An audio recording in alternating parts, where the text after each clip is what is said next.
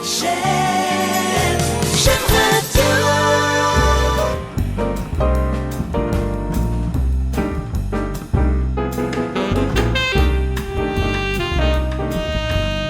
Radio, je vais tout d'abord vous demander de vous présenter. Donc nous sommes avec Delphine Dochter-Palot, je suis infirmière libérale sur le Pays de Lorient, enfin sur la ville de Lorient, et je suis également secrétaire adjointe à la Fédération nationale des infirmiers du Morbihan.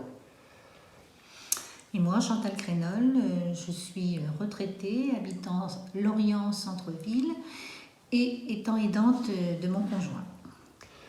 Alors, on se voit aujourd'hui en fait pour aborder une problématique qui se pose chaque année au Festival interceltique de Lorient, un festival qui existe depuis près de 50 ans maintenant. Et cette année, il y a une recrudescence des difficultés que vous avez pu rencontrer. Est-ce que vous pouvez nous en dire plus ? Oui, alors en fait, cette année, ça a été d'autant plus compliqué parce que chaque année, il y a des restrictions supplémentaires pour la protection des festivaliers, la protection des axes d'accès pour les urgences, etc. Mais cette année, ça a été majoré parce qu'un mois avant le festival a été mis en place la période de test pour la zone piétonne, la piétonnisation du centre-ville. Et donc, on avait déjà à peine 4 semaines pour s'adapter à ces changements de circulation au centre-ville, dans l'extra-centre. Et la même zone a été impactée par les restrictions de circulation et de stationnement liées au fil.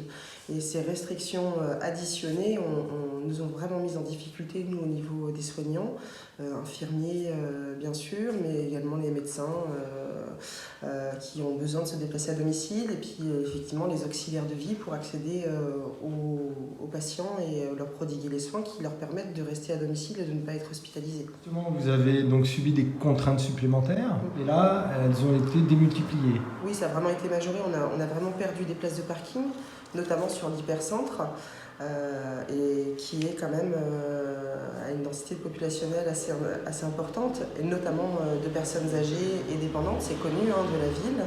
Et je pense que, vu toutes les contraintes qu'ils ont organisées, ça a complètement été oublié, le fait de favoriser cet accès. Sauf que nous, la grosse difficulté, c'est que festival ou pas festival, on a le même nombre de patients. On ne peut pas dire c'est le festival, on va s'arrêter de passer chez certains patients. La profession infirmière a cette particularité d'avoir une obligation de continuité des soins.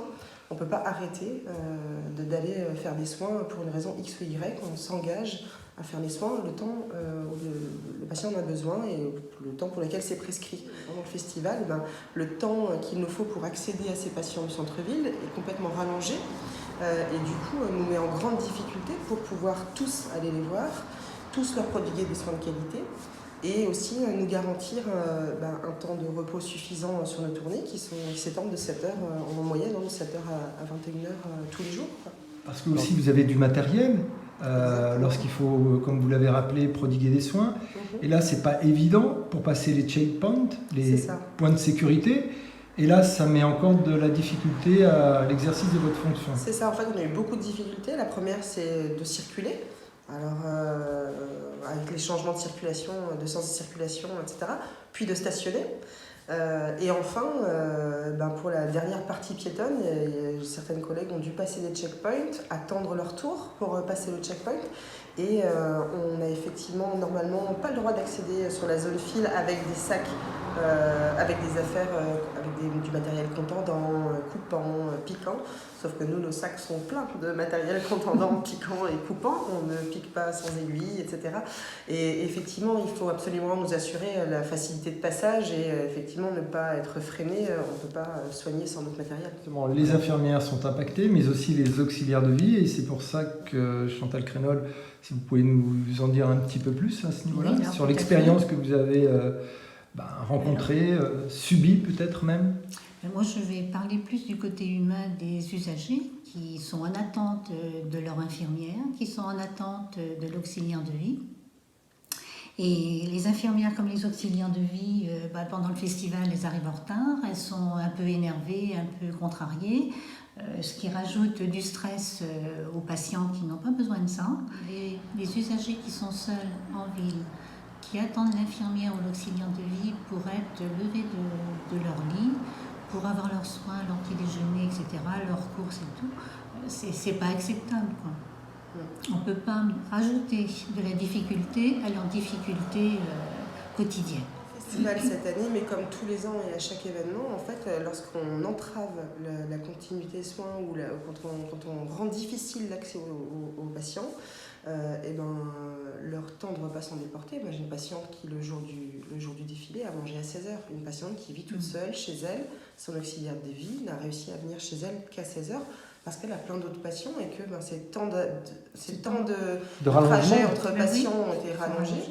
Et puis après, bien sûr que le centre-ville de Lorient est tout à fait praticable, à pied, à vélo, et en trottinette, et qu'on a tous essayé de s'adapter, et que j'ai beaucoup de collègues qui sont passés à vélo, etc.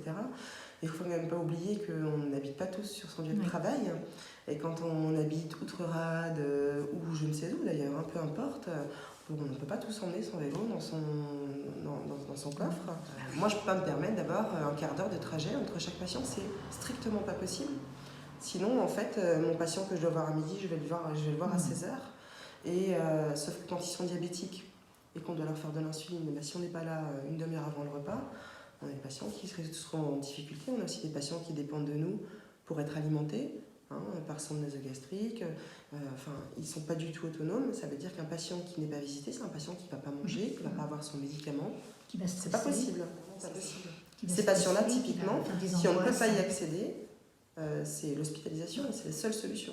Donc du stress pour les infirmières, les auxiliaires de vie, mais aussi les patients. Ouais. Mais pour les patients, c'est terrible. C'est terrible. Le fil existe depuis près de 50 ans maintenant et on est toujours face à cette problématique. Alors, problématique accrue du fait des zones piétonnes. Pourquoi on ne vous a pas associé en amont à l'organisation de ce festival ? Je pense que la première difficulté, c'est de trouver quelqu'un qui représente tous les soignants de la ville de Lorient. Et pour l'instant, je pense que cette personne n'existe pas, soyons clairs. Il y a une communauté professionnelle territoriale de santé qui est une CPTS qui est en cours de création. Alors qu'est-ce que c'est une CPTS ? C'est une association interprofessionnelle qui va réunir tous les professionnels de santé, mais aussi du monde médico-social. Donc en fait tous les acteurs qui gravitent autour des patients, dépendants ou non, des patients, des gens qui ont besoin de soins. Ça permettra effectivement d'avoir quelqu'un de représentatif sur le territoire. Pour le coup, ce n'est pas encore le cas. Donc je pense que la première difficulté de la ville, quand bien même elle aurait pensé, voulu ou intégré les soignants à la préparation de cet événement, dans tous les cas, ça aurait été difficile de dire à qui on s'adresse. Alors après, il existe quand même des représentants départementaux ou en tout cas régionaux, par profession. J'ai envie de vous dire que quand on veut, on peut. Mais le fait est que ce n'est pas le cas. Et ils ont déjà beaucoup d'interlocuteurs en termes de sécurité, le SDIS, donc les pompiers, la préfecture, sous-préfecture, etc. Donc c'est vrai qu'ils ont beaucoup de contraintes avec lesquelles dealer. Bon, on est venu quand même leur rappeler gentiment cette année, parce que c'est vrai que moi, en tant que représentante syndicale, j'ai eu des collègues qui ont exprimé des grosses difficultés et du ras-le-bol la veille du démarrage du festival. Et je me suis dit, il va quand même falloir qu'on essaie de bouger. Donc on les a contactés. Vous les avez contactés, ouais. Vous avez été reçus. Tout à fait, on les a contactés. Mais vous avez été reçus non pas en amont comme on l'aurait pu l'imaginer, mais plutôt à la fin du festival, quasiment à la fin du festival. Quand on a sollicité la mairie, on a eu une réponse sous 24 heures déjà par téléphone, mais qui forcément n'était pas super satisfaisante parce qu'ils n'avaient pas la possibilité de réadapter le dispositif. Par contre, très rapidement, en début de semaine, le lundi, on a été contacté pour nous proposer un rendez-vous de visu avec le directeur des services généraux, la directrice de l'urbanisme, qui est aussi directrice du projet de piétonisation, et la police municipale. Du coup, on a pu effectivement avoir une réunion très intéressante et très constructive avec, je me dis quand même que ces personnes il y a une prise de conscience en fait sur la problématique. Après, on a quand même su leur rappeler que la problématique majeure, elle vient rejoindre un autre problème majeur de société qu'on rencontre aujourd'hui, c'est l'engorgement des urgences, l'engorgement des services hospitaliers. Et je pense que ça a fait écho Parce que là, clairement, on leur a expliqué que nous, si on ne peut pas accéder à nos patients, si nos patients ne peuvent pas accéder aux soins, eh ben, Il y a des on n'a pas d'autre répercussions. solution que d'aller les hospitaliser. Absolument. il y a des Et répercussions ça, tout à directes. coup, ça résonne. Donc, en fait, je pense que ça a quand même été un peu le déclencheur. Cette réunion était constructive, on nous a accordé du temps, on nous a exprimé le souhait de nous intégrer aux préparatifs des prochains événements. Et donc, on est parti avec le sentiment d'avoir été entendu et d'avoir un souhait d'intégrer cette problématique comme étant une problématique majeure dans l'organisation des événements sur le Pays de Lorient. Alors, on peut imaginer, lors du prochain festival, que déjà votre organisation trouvera une ou un interlocuteur quasiment unique, ou quelques-uns en tout cas, pour être reçus, et d'être intégré en amont sur cette organisation-là. Ça, c'est ce qu'on peut imaginer de mieux. Alors en fait, ce qu'on peut espérer et ce qu'on a un peu conclu lors de cette réunion, en fait, on a envisagé plusieurs dispositifs qui pourraient être des solutions facilitantes. Vous pouvez nous donner quelques exemples ? Oui, on a évoqué la possibilité d'avoir un badge d'accès, un badge fil qui identifie les soignants qui sont en exercice, parce que c'est aussi toute la difficulté pour la police municipale d'identifier ceux qui sont en exercice et ceux qui ne le sont pas. De multiplier les zones de livraison qui sont également des zones de stationnement pour les soignants. En fait, nous intégrer aux préparatifs pour l'élaboration des axes de circulation, voilà, pour un petit peu nous consulter, voir si toutes les contraintes ont été prises en compte. Alors, la difficulté pour les structures d'aide à domicile, c'est pareil, chaque structure est indépendante. Et moi, j'ai demandé, parce que mon mari bénéficie de la structure associative Proxime Service, donc j'ai demandé s'ils avaient contacté au niveau du festival pour savoir comment ça allait se passer cette année. La directrice a téléphoné à la mairie, mais elle n'a pas eu de réponse satisfaisante, quoi. Donc, moi, je pense que le volet praticien, soignant, ça va être plus facile à régler, je pense, parce qu'il y a le caducé, il y a etc. Mais est-ce que le côté auxiliaire de vie, aide à domicile, je ne sais pas trop comment il va y avoir une reconnaissance, quoi. La difficulté pour la mairie, c'est d'identifier et de certifier que le professionnel est en activité. Du coup, nous, en tant que professionnels de santé, on a les cartes de professionnels de santé. Et puis, il s'agirait, en amont du festival, de déclarer qu'on travaille de tel jour à tel jour et d'avoir des passes qui sont en fonction, les passes sont tout à fait paramétrables. Pour les auxiliaires de vie, c'est toujours plus difficile parce que c'est une profession qui subit beaucoup qui a une grosse difficulté de recrutement et qui fait du jour au lendemain, qui est souvent soumise au remplacement de dernière minute, etc.